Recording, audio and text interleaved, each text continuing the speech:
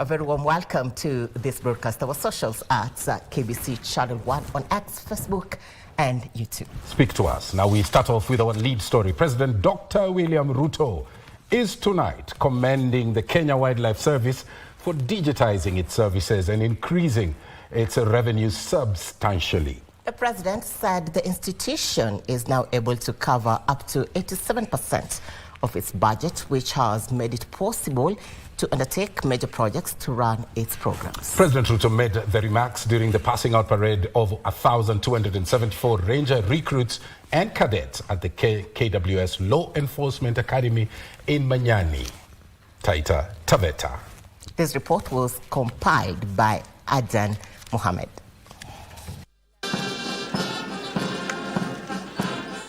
President William Ruto was in Manyani for the pass-out parade of 1,274 Ranger recruits and cadets, where he commended the Kenya Wildlife Service for going digital, a move that has increased its revenue substantially. The head of state said the institution is now able to cover up to 87% of its budget and comfortably run its operations. I commend KWS for achieving another commendable milestone, mobilizing sufficient revenue to finance 87% of its overall corporate budget through internally generated funds, thanks to the consistent improvement in efficiency and transparency. The president emphasizing unwavering commitment to anti-poaching efforts, saying the measures have achieved remarkable success and saved a number of species that a few years ago were on the verge of extinction. The exceptional young men and women before us have been carefully instructed, thoroughly trained, and are now entrusted with the noble duty of safeguarding Kenya's invaluable wildlife heritage.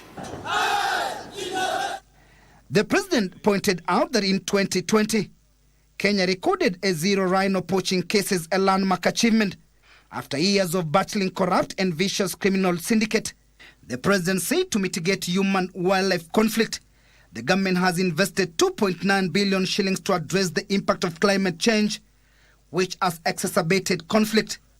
We have the largest contingent of vehicles that will be used by Kenya Wildlife Service. We have 98 vehicles that will be used by these young men and women to protect our wildlife assets and to manage our conservation spaces.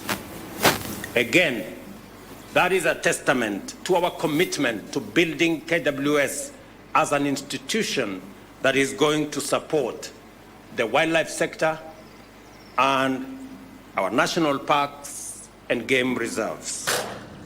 On the human-wildlife conflict, the president said the government has introduced a digital fund administration system to ensure timely and efficient compensation for victims of wildlife attacks. The head of state challenging the newly recruited rangers to carry out their duties with dedication, courage and patriotism.